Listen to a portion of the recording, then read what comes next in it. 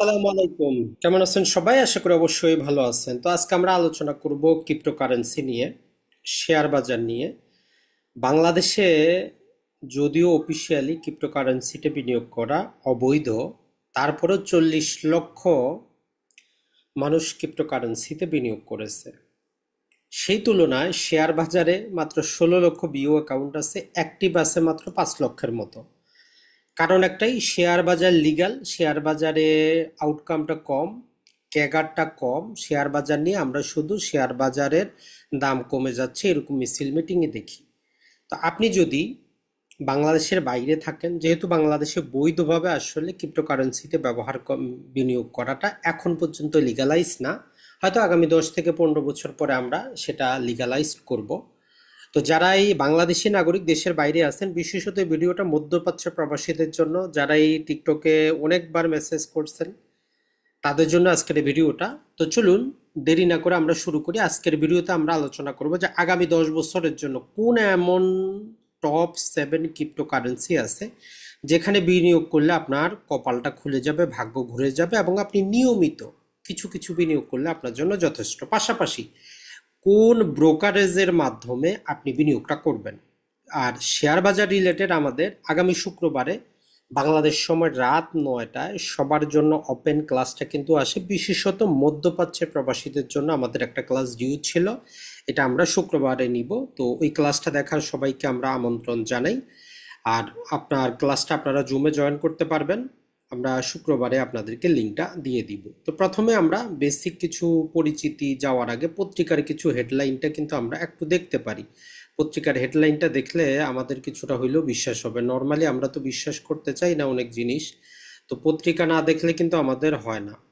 তো যাই হোক, পত্রিকার মধ্যে আমরা প্রথমেই যদি বিজনেস স্ট্যান্ডার্ডটা দেখি, তো বিজনেস স্ট্যান্ডার্ডের একটা নিউজ ছিল যে কিভাবে এক ক্লিকে কি হচ্ছে, হুন্ডি হচ্ছে, মানে ক্রিপ্টোকারেন্সিটা কিভাবে ডিজিটাল হুন্ডি হিসাবে কাজ করতেছে। পাশাপাশি আমরা এখানে যদি দেখার চেষ্টা করি ডেইলি স্টারে, যে Bangladesh rank 35 in global cryptocurrency adoption despite legal restriction. বুঝতেই পারতেছেন, এগুলো আমরা হাওয়ায় হাওয়ায় কথা বলতেছি না, মানে 40 লক্ষ বিনিয়োগকারী, চিন্তা করা যায়। এটা ছাড়া যদি আমরা এই যে এখানেও যদি দেখি যে এর মধ্যেও আমাদের অনেক পরিমাণ নিউজ কিন্তু আছে। তো যাই হোক, মূল কথা আমরা চলে যাই, আমাদের মূল যে বিনিয়োগের জায়গা সেটা একটু দেখার চেষ্টা করি। মূলত সেখান থেকে আমরা কিছুটা হইলেও উপকৃত হব। তো এখানে আমরা আপনাদেরকে 7টা এমন কয়েনের নাম বলে দিচ্ছি যেগুলোতে আপনি বিনিয়োগ করতে পারেন। এখন কয়েনগুলো কি করে দেখেন, একটা জিনিস বিনিয়োগ করার আগে আপনি অবশ্যই জানবেন আপনি যেই জিনিসটাতে বিনিয়োগটা করতেছেন এটা আসলে কি, বাস্তবে তার কোনো অস্তিত্ব আছে না জাস্ট এটা একটা জুয়া খেলার মতো। তার মানে আপনার উচিত যে অবশ্যই আপনি এটা জানবেন। তো আজকের এই ভিডিওতে আমরা টোটাল এগুলো আপনাদেরকে বলে দিচ্ছি, এবং যারা মধ্যপ্রাচ্যে আসেন আপনি যদি মাসে 500 দিরহাম করে যদি বিনিয়োগটা করেন এই সাতটার মধ্যে আপনার জন্য যথেষ্ট। আপনার অন্য কিছু চিন্তা করতে হবে না। আপনি যদি আগামী 10 বছর মধ্যপ্রাচ্যে থাকেন, আপনি এই 10 বছর 500 দিরহাম করে বিনিয়োগ করতে যান, 10 বছর পরে চলে যাওয়ার সময় আর এই ক্রিপ্টোকারেন্সি বিনিয়োগটা আপনার টেনশন নাই, আপনি যে কোনো সময় ট্রান্সফার করতে পারবেন। তো আমরা প্রথমে 7টার একটা নামটা শুনি। একটা হচ্ছে যে আমাদের বিটকয়েন, এরপরে হচ্ছে ইথেরিয়াম, এরপরে হচ্ছে সোলানা, এরপরে হচ্ছে বিএনবি বা বাইন্যান্স, এরপরে আমরা এডিএ, কার্ডিনো যেটাকে বলে, এরপরে এক্সআরপি, আর হচ্ছে আমাদের এস্তার। এই 7টার মধ্যে আপনি বিনিয়োগটা করতে পারেন। তো আপনার 500 দিরহামকে আপনি কিভাবে অ্যালোকেশন করবেন সেটাও আমরা এখানে দিয়ে দিয়েছি।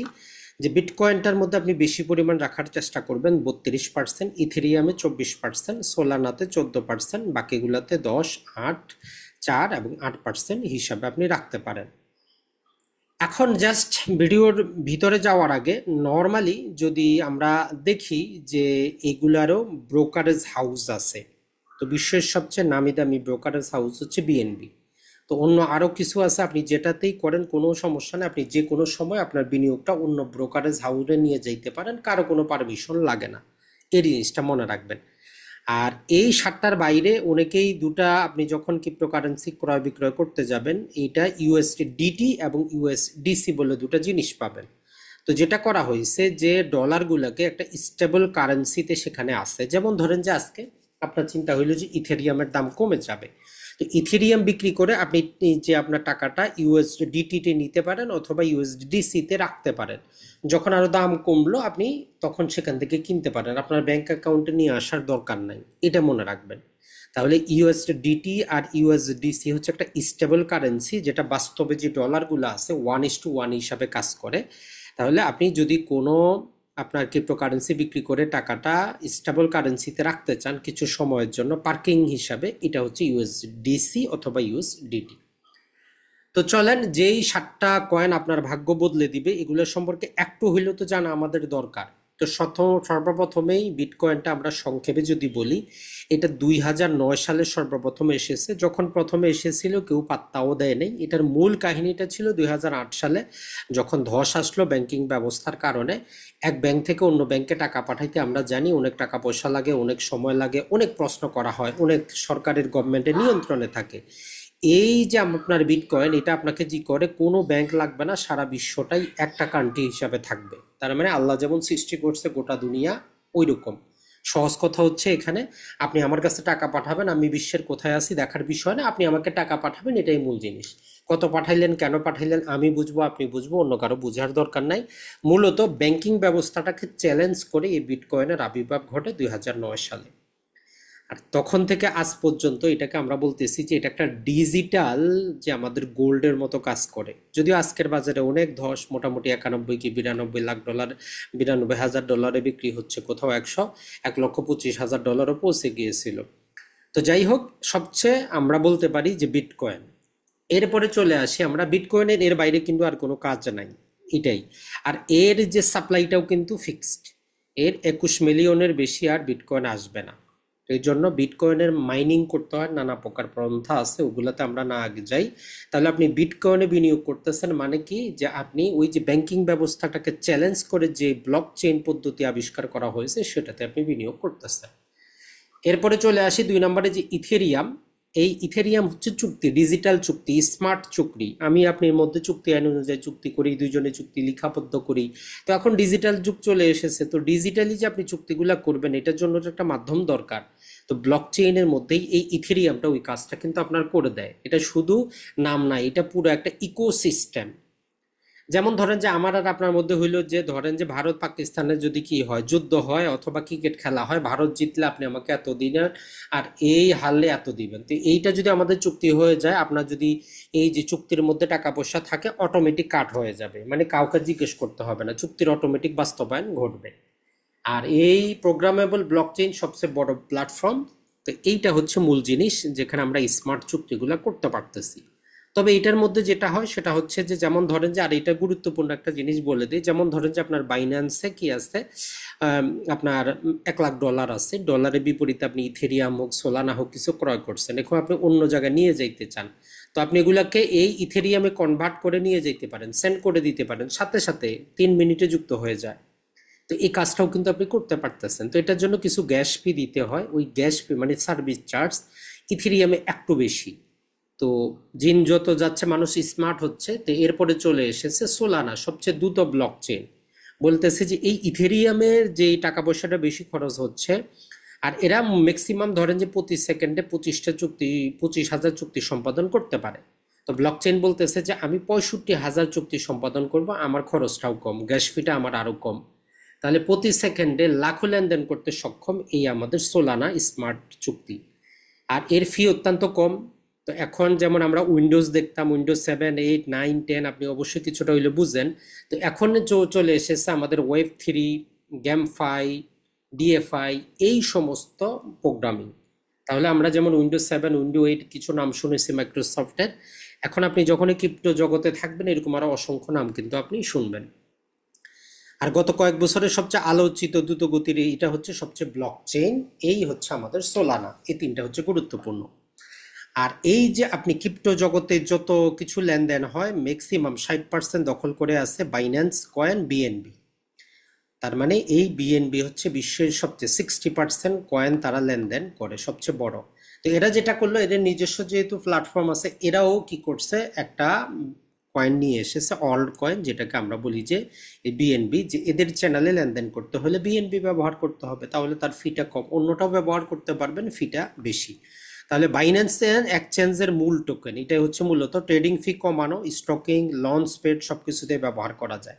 তার মানে আপনি ওই যে ইথেরিয়ামের দাম কমে যাবে, বিটকয়েনের দাম কমে যাবে, আপনি বাইন্যান্সে নিয়ে রাখতে পারেন। এরপরে চলে আসি একটা, সেটা হচ্ছে যে আমাদের কার্ডিনো, এডিএ সংক্ষেপে বলে, গবেষণা ভিত্তিক একটা ব্লক চেইন, বিশ্ববিদ্যালয় গবেষণা ভিত্তিক একটা উন্নয়ন মডেল এখানে আলোচনা করা হয়েছে। পরিবেশ বান্ধব পিএফ স্টক সিস্টেম, ধীরে এগুলো প্রযুক্তি অত্যন্ত শক্তিশালী হবে। নর্মালি এটা জাপান থেকে আগত, তবে এইটা আপনার যেটা করে সেটা হচ্ছে দীর্ঘমেয়াদে আপনার একটু ভালো প্রফিট কিন্তু দেয়। এটা অতটা দাম বাড়ে না, কিন্তু দীর্ঘমেয়াদে আপনার অনেক প্রফিটটা কিন্তু দিবে। এরপরে যেটা আপনি বিনিয়োগ করবেন সেটা হচ্ছে এক্সআরপি। তো এইটা মূলত যে জিনিসটা সেটা হচ্ছে আন্তর্জাতিক পেমেন্ট সিস্টেম। মানে এটা ব্যাংকটাকে, ওই যে বিটকয়েনের মতো ব্যাংকটাকে বাদ দেয় না। এটা বলে যে ব্যাংক তুমি আসো, তুমি থাকো, মাঝখানে আমি কানেক্টর হিসাবে কাজ করব। যেমন visa card, master card, American express কাজ করতেছে, তো সেম এরকম এক্সআরপি ওই কাজটা করে। যেমন বাংলাদেশের ব্যাংকের যদি ধরলাম 1 মিলিয়ন আমেরিকা পাঠাইতে হয়, এখন বাংলাদেশ ব্যাংকের যদি এই এক্সআরপি থাকে, তারা সেকেন্ডে পাঠিয়ে দিতে পারবে। এখন নর্মাল ট্রানজ্যাকশনে কি করতে হয়? নর্মাল ট্রানজ্যাকশনে আমাদের আইবিএন নাম্বার প্রয়োজন হয়, 2 দিন 3 দিন সময় পড়ে। যেমন ইউটিউবে টাকাগুলো আসতে আপনি দেখেন কতদিন সময় লাগতেছে। আর যদি এক্সআরপি এখনো বাংলাদেশের ব্যাংক ব্যবহার করে, মাত্র 5 সেকেন্ডে চলে আসবে কাজগুলা। তাহলে বিশ্বব্যাপী ব্যাংকিং এবং রেমিটেন্স ব্যবস্থার জন্য এটা তৈরি করা হয়েছে। সেকেন্ডে আন্তর্জাতিক লেনদেন খুবই কম। এসইসি মামলার আলোচনা থাকলেও প্রযুক্তি অত্যন্ত শক্তিশালী। তার মানে এটার প্রতিটার বিরুদ্ধেই কিছু না কিছু মামলা কিন্তু থাকে, তো এইসব আপনার টেনশন নিয়ে কোনো কাজ নাই। তো এই হলো আমাদের 6টা কয়েন। আরেকটা যেটা আমাদের কয়েন আছে সেটা হচ্ছে যে 7 নাম্বার হচ্ছে যে এস্তার। তো এইটার মধ্যে যেটা হয় সেটা হচ্ছে যে এস্তার হলো আধুনিক ওয়েব 3 ব্লকচেইন। তো এইটা যেটা করা হয়েছে পাল্ক ডট নেটওয়ার্কের উপর তৈরি করা হয়েছে। মাল্টি চেইন স্মার্ট কন্ট্রাক্ট এটা করে, এটা লেয়ার 2 লেভেলকে সাপোর্ট করে। যেমন আমরা উইন্ডোজ 10, উইন্ডোজ 11 এরকম পাই, ওই জিনিসটাই এশিয়ায় ওয়েব 3 ইকোসিস্টেম জনপ্রিয়তা করেছে। তো এইগুলার মধ্যে আপনার বিনিয়োগটা আপনি করতে পারেন। তাহলে আপনি যে 7টা ক্রিপ্টোকারেন্সিতে বিনিয়োগ করবেন, তা আপনি কিছুটা হলেও বুঝতে পারলেন যেগুলো আসলে বাস্তবে অস্তিত্ব আছে কিনা, বাস্তবে কাজ হচ্ছে কিনা। এইটা জাস্ট মনে রাখবেন। এখন আমরা আবারও বলবো যে আমরা এখানে হিসাব দিয়েছি মধ্যপ্রাচ্য প্রবাসীরা, বিশেষত যারা দুবাইতে আছেন, আপনি যদি মাসে 500 দিরহাম করে বিনিয়োগটা করেন, জাস্ট আমরা একটা এক্সেল শিট নিয়েছি এখানে। আপনি ধরেন যে আপনি জানুয়ারি থেকে, এই যে ডিসেম্বর বা জানুয়ারি থেকে 500 দিরহাম বিনিয়োগ করবেন, তাইলে আপনি 160 দিরহামের বিটকয়েন কিনবেন, 120 দিরহামের ইথিয়াম কিনবেন, আপনি 70 দিরহামের সোলানা করবেন কিনবেন, 50 দিরহামের বিএনবি কিনবেন, 40 দিরহামের এডিএ কিনবেন, 20 দিরহামের এক্সআরপি কিনবেন এবং 40 দিরহামের এস্তার কিনবেন। তো এগুলোর মধ্যে এই যে এক্সআরপি, এস্তার, এডিএ, এগুলাতে রিস্কও বেশি, লাভও বেশি। এগুলা আপনার 10x 14xও হইতে পারে, আবার মোটামুটি জিরো হয়ে যাইতে পারে, রিস্ক আছে। কিন্তু এই যে আপনার বিটকয়েন, ইথেরিয়াম, সোলানা, বিএনবি, এই 4টা আপনার যদি বলি যে গ্রোথশীল, এবং এখানে আপনার জিরো হবে না। তো ওভারঅল আপনি হিসাব করলে যদি 1 বছরে 500 করে আপনি হিসাব করেন, তাহলে 1920 দিরহাম, 1440 দিরহাম। তো আমি মোটামুটি যেটা করেছি একটা রাউন্ড ফিগার করে দিয়েছি, তাহলে আপনার ইজি হবে যে 1 বছরে আপনি 2000 দিরহাম আপনার বিনিয়োগ থাকলো কিসের মধ্যে? বিটকয়েনে, 1500 ইথেরিয়ামে, 1000 থাকলো সোলানাতে, 500 থাকলো বিএনবিতে, এরপরে এক্সআরপিতে 500 থাকলো। এটা ছাড়া যে এরপরে আছে এক্সআরপিতে আপনার 500, এডিএতে 500, এস্তারে 500, এই টোটাল 6500 টাকা আপনি বিনিয়োগ করে দেন মাসে। চিন্তা করেন, এটা আপনার পেনশন ব্যবস্থা, টেনশনের কোনো কারণ নাই, আপনার কারো কাছে যাওয়ারও দরকার নাই, কারো কিছু করারও দরকার নাই। তো আশা করি মধ্যপ্রাচ্য প্রবাসীরা এটা করবেন। এখন বলবেন যে ভাই আমি কিভাবে করব? তো আপনাদের জন্য আমরা বিশ্বস্ত 2টা নাম বলতেছি। যারা ইউএইতে থাকেন তারা ব্যবহার করবেন, ইউএইর বাইরে হইলে আপনি যেটা করবেন বাইন্যান্স ব্যবহার করবেন। বাইন্যান্স অ্যাপসটা আপনি ডাউনলোড করবেন, করে আপনি যেখানে আছেন সেখানের আপনি ইমারত আইডি দিয়ে অথবা বাংলাদেশি পাসপোর্ট দিয়েও আপনি কি করতে পারেন, অ্যাকাউন্টটা তৈরি করে নিতে পারেন। এরপরে আপনার অ্যাকাউন্টের সাথে আপনি যুক্ত করে দেবেন, যথেষ্ট। অথবা যদি আপনার কোনো অ্যাকাউন্টে যদি ইউএসডিটি থাকে অথবা অন্য কিছু থাকে, আপনি সেখান থেকে ট্রান্সফার করে করতে পারেন। আর ইউএইর জন্য সবচেয়ে ইজি যেটা, সেটা হচ্ছে OKX। এটা সবচেয়ে ইজি। এটাতে আপনি সর্বনিম্ন 10 দিরহামও নিয়ে যে বিটকয়েন ক্রয় করতে পারেন, এটা দিরহামে আপনাকে দেখায়। আর এটা ইউই সরকার কর্তৃক লাইসেন্স প্রাপ্ত। আর ইউই সরকার একটা আইন নিয়ে এসেছে যে লাইসেন্সবিহীন কোনো কোম্পানি যদি এখানে কোনো প্রকার টাকা পয়সার লেনদেন করে, এদের প্রতি প্রায় মোটামুটি 4 মিলিয়ন কত জরিমানার আরোপ করার কিন্তু তারা আইন নিয়ে এসেছে। তার মানে দুবাইতে যেটা আছেন ক্রিপ্টোকারেন্সিতে বিনিয়োগ করা বৈধ, গভর্নমেন্ট কর্তৃক রেগুলেটেড, আর ওকে এক্স হচ্ছে এর মধ্যে একটা। তো এটাতেও কিছু না, আপনি জাস্ট আপনার ইমারত আইডি দিয়ে এটা লগ ইন করে নেন। এখন ধরেন যে আপনি যেটা করতে পারেন, অনেক ভাই প্রশ্ন করবেন, ধরলাম যে আপনি 5 বছর আছেন এই ওকে এক্সে, আপনার $10,000 মতো ধরলাম বিটকয়েন আছে, আপনি বাংলাদেশে চলে যাবেন, আপনি চাইলে ওইটাকে ট্রান্সফার করে নিতে পারেন বাইন্যান্সে। আপনি মধ্যপ্রাচ্যে আছেন, আপনি বিনিয়োগ করতেছেন না, কিন্তু বাংলাদেশে বসে 40 লক্ষ অবৈধভাবে বিনিয়োগটা কিন্তু করতেছে। তাহলে চিন্তা করেন, মধ্যপ্রাচ্যে বেশিরভাগই আমরা স্বল্প শিক্ষিত, কিছু উচ্চ শিক্ষিত আছি, যারা স্যালারি বেশি পান তারা তো আর কথা বললেন না। তো এই জন্য আপনি আপনার স্যালারি থেকে 500 না হোক 100 দিরহাম করে আপনি বিনিয়োগ করেন, এটা আপনার পেনশনের মতো করে রাখেন। এটাতে আপনার রিস্ক যেমন আছে, আপনার লাভও আছে, এটা মনে রাখবেন। আর 100 দিরহাম 500 দিরহাম আপনি মরে যাবেন না। তো যাই হোক, আমরা যেটা বলবো, আগামী শুক্রবার আমাদের ক্লাসটা আসছে মধ্যপ্রাচ্য রিলেটেড, ওইখানে আপনি কিভাবে বিনিয়োগ করবেন সবকিছু আপনি জানতে পারবেন। ভালো থাকবেন, সুস্থ থাকবেন, অসংখ্য ধন্যবাদ। তারপরেও যদি প্রশ্ন থাকে আমাদের হোয়াটসঅ্যাপে টু দ্য পয়েন্ট প্রশ্ন করবেন। আর হোয়াটসঅ্যাপে আপনারা ভাই মেসেজ দিবেন, মোবাইলে কল দিয়ে কোনো লাভ নাই। কারণ হচ্ছে যে ভাই, সবারই ব্যস্ততা আছে, সবারই মোবাইল আছে, চাকরি আছে, এখন নানা প্রকার কাজে যেটা হয় যে, যেমন বলি, যেমন ধরেন যে একটা পার্সোনাল মোবাইল, এটা ছাড়া একটা বিজনেস মোবাইল, একটা ইউটিউবের জন্য, আরেকটা হচ্ছে যে কাজের মোবাইল, তো কয়টা মোবাইল রিসিভ করা যায় বলেন? তো একটু বুঝতে হবে, আপনার যেটা দরকার হোয়াটসঅ্যাপে আপনি মেসেজ দিয়েন। সবাই পার্সোনাল নাম্বার চেয়ে লাভ নাই আসলে ভাই। দেখেন, এখন ইউটিউবে 5 লক্ষের উপর সাবস্ক্রাইবার, এখন সবাই যদি একসাথে কল দেয়, বাংলাদেশি নাম্বারটা আমি অন করতে পারি না, কারণ করলে চার্জ শেষ। আশা করি বুঝতে পারছেন। তো যাই হোক, আমরা যেটা বললাম, তাহলে শুক্রবারে দেখা হচ্ছে সবার সাথে। আসসালামু আলাইকুম, ভালো থাকবেন।